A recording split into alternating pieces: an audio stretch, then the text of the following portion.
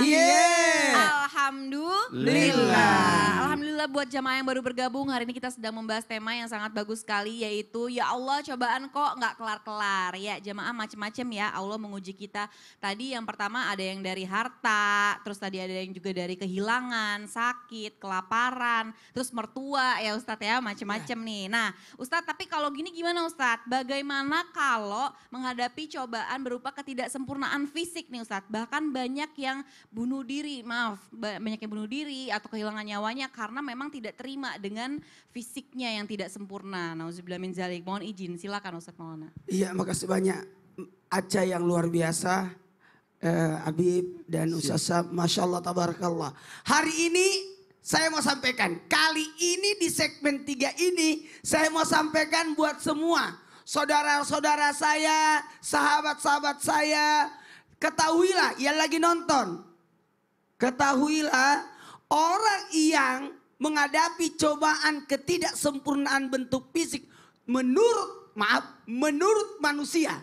Tapi menurut Allah tetap dia adalah sempurna.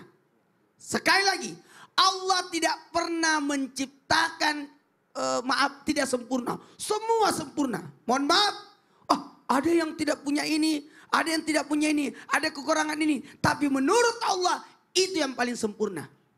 Kenapa?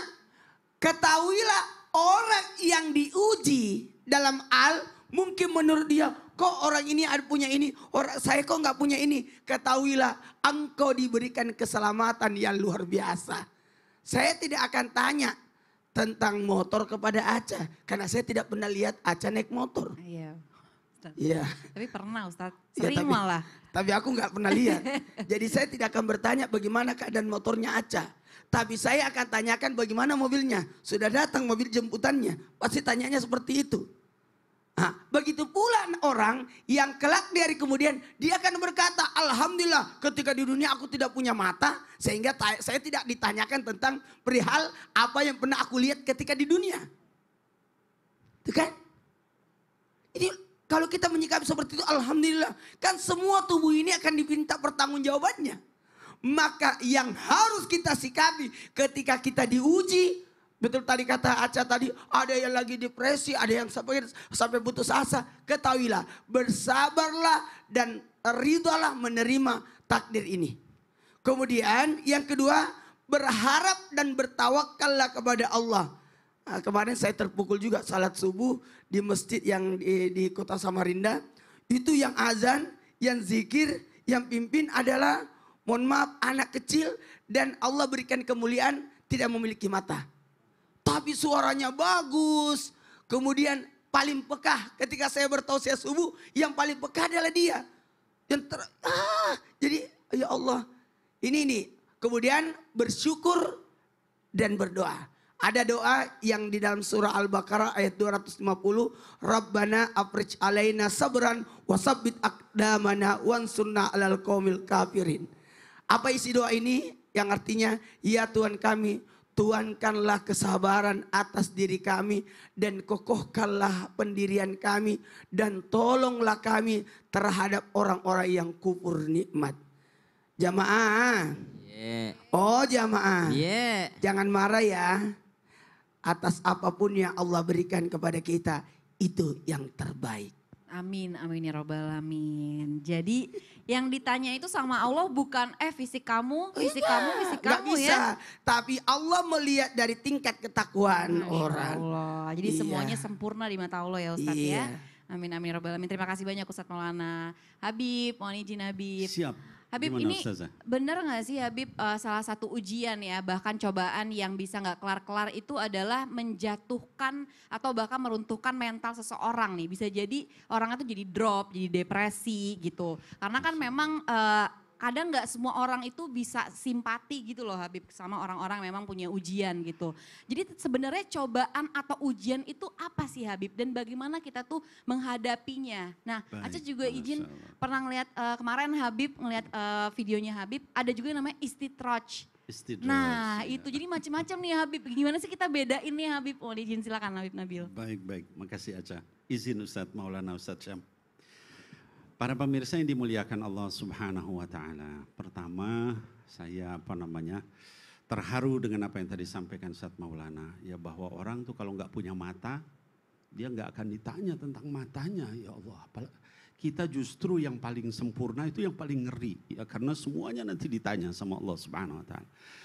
Lalu tadi apa sih ujian yang termasuk ujian-ujian berat ya seperti tadi dibenci orang ya dan sebagainya. Para pemirsa yang dimuliakan Allah Subhanahu Wa Taala, di antara tadi Aca juga bertanya tentang ada nggak orang yang bebas dari haters gitu ya? Iya, Aca, kayaknya nggak mungkin sih Habib. Jadi Nggak bebas mungkin. dari haters. Jadi saya ingin sampaikan bahwa sesempurna apapun orang pasti ada yang nggak suka ya.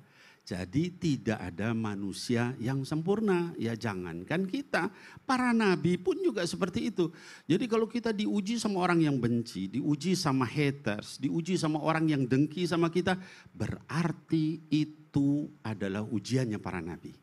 Kita lihat dari nabi yang awal, Nabi Nuh alaihissalam, ya itu diuji dengan seperti itu.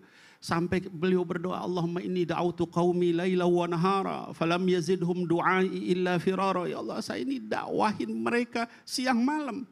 Tapi tidak menambah sama mereka, kecuali mereka semakin jauh ya daripada dakwah ini.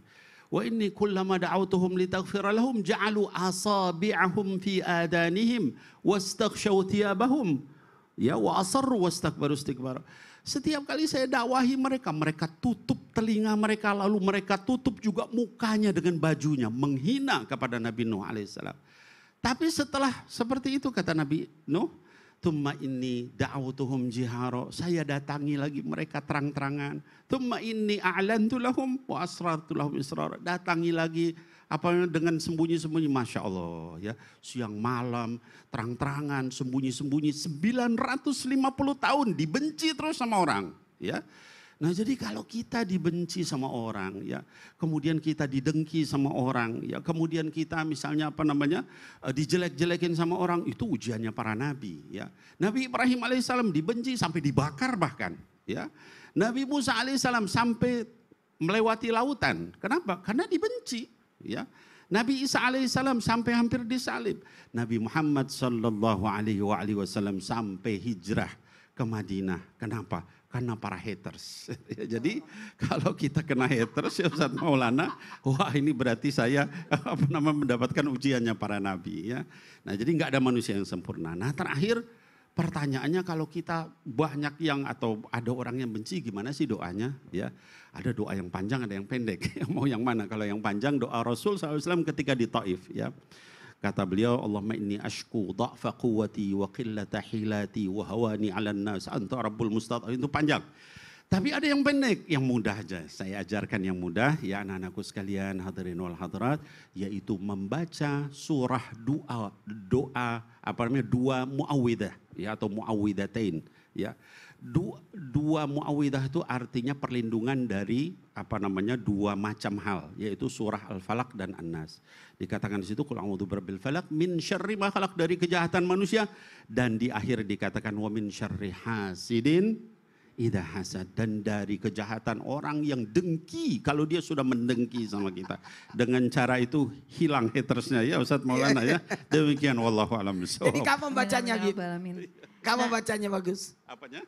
Supaya tidak kena haters dan bahaya dari haters. Tadi Kapan membacanya? Iya. Iya. Itu bisa dibaca kapan saja. Biasanya kalau kita sedang banyak haters, kita baca banyak-banyak. baca Saya itu biasanya kapan habis saja tiap ya, sholat Habib ya? saya baca itu. Masya Allah. Muawwidah, habis itu hilang Jadi haters. sekelas Habib ada juga hatersnya. Lebih banyak Ustaz Maulana. Banyak ya. Jadi Allah. mustahil ya Habib ya, kalau kita nggak punya haters tuh mustahil Nggak ya. ada Nggak manusia. mungkin ya Habib ya. Saya nggak usah Masya ditanya ya. Allah. Banyak. Terima kasih banyak Habib. Sama Syami. Ya, ini sebelum kita lanjut ke tausiah berikutnya, ada sebuah video istri grebek suami dengan pelakor ya, subhanallah. Tanpa emosi sang istri pun langsung nikahkan suaminya. Hah? Itu gimana ya? Ya seperti ini dia jamaah, silakan. Luar biasa loh. Setelah mendapati suaminya berselingkuh viral di media sosial, tak disertai aksi jambak-jambakan ataupun rebutan dengan si selingkuhan, si istri malah meminta untuk suaminya dinikahkan saja dengan perempuan tersebut. Sikap si istri ini pun menuai pujian dari warganet karena dinilai cukup berani mengambil sikap. Terlebih, sikap dari sang suami langsung bertekuk lutut bersama si selingkuhan menolak untuk dinikahkan.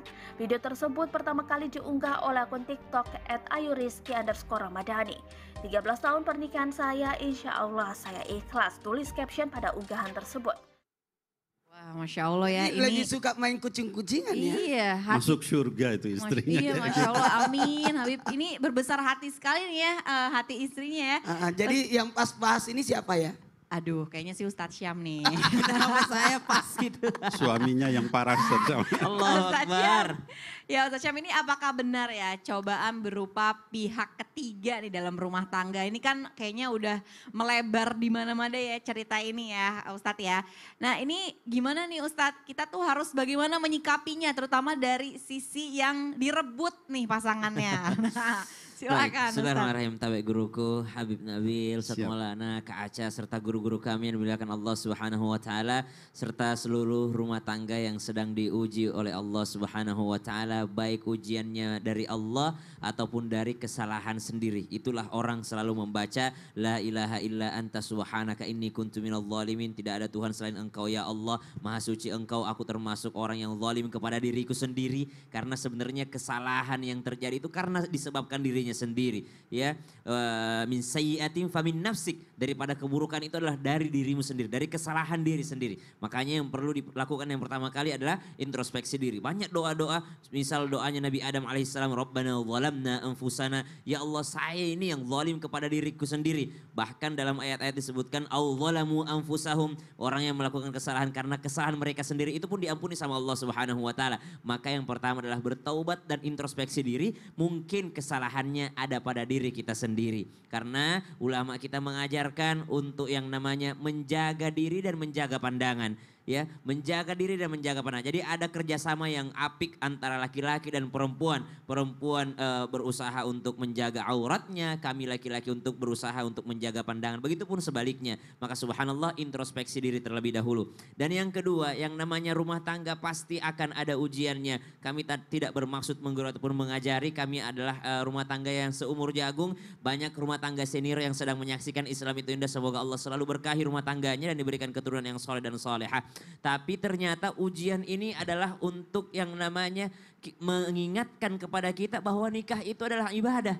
Dan tidak ada ibadah yang tidak diganggu oleh syaitan. Tidak ada ibadah yang tidak diganggu oleh syaitan. Orang baru wudhu saja, mau sholat, belum sholat. Baru wudhu saja, udah ada was-was dari syaitan. Ya, baru wudhu. Makanya salah satu pintu surga itu adalah orang yang menyempurnakan wudhunya. Baru takbiratul ihram. Ya, baru takbiratul ihram sudah ingat masalah duniawi. Subhanallah, itu sholat ibadah 5 menit. Apalagi ibadah seumur hidup, yaitu pernikahan. Pasti ujiannya tidak akan pernah berhenti datang. Dan termasuk ujiannya daripada apa? Alladzi yuwaswisu fi sudurin nasi minal jinnati wan nas.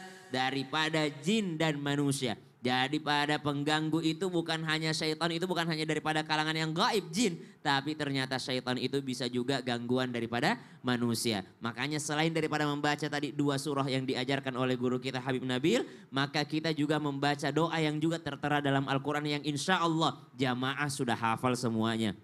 Rabbana hablana min azwajina wa dhurriyyatina qurrata a'yun waj'alna lil muttaqina imama. Wahai Tuhan, Rabbana hablana. Hablana itu seperti kita bilang hibah. Hibah itu hadiah. Enggak mungkin orang ngasih hibah, hadiah kepada orang tidak spesial. Makanya kita minta sama Allah, ya Allah berikan aku hadiah spesial. Ya, seakan-akan kita minta sesuatu yang spesial sama Allah. Rabbana hablana. Hadiah spesial apa kata Allah? Min azwajina. Daripada pasanganku ya Allah. Wa dzurriyyatina. Daripada keturunanku ya Allah. Qurrata a'yun. Yang membuatku menangis, meneteskan air mata karena bahagia melihatnya. Tidak ada orang meneteskan air mata bahagia ketika pasangannya selingkuh. Mereka semua meneteskan air mata ketika melihat pasangannya setia. Maka kita memohon kesetiaan daripada sakinah dengan membaca doa ini. Surah Al-Furqan. Amin, amin, robbal alamin. Mudah-mudahan rumah tangga kita semua senantiasa dijaga Allah ya Ustadz ya. Amin, amin, Amin, amin, ya amin. robbal alamin. Terima kasih banyak Ustadz Syam. Ya jamaah, tadi sebelumnya guru-guru kita sudah membahas ya bagaimana cobaan-cobaan itu yang begitu banyak. Tadi ada cobaan, ada pihak ketiga dalam rumah tangga, terus ada cobaan, tadi Ustadz Maulana juga menjelaskan ketidaksempurnaan. Terus tadi Habib juga menjelaskan bagaimana haters, setiap manusia itu pasti punya hatersnya. Nah setelah ini kita masih akan ada segmen Tanya Dong Ustadz, jadi jangan kemana-mana, tetap di Islam itu Indah, jamaah-jamaah, alhamdulillah. Subhanallah.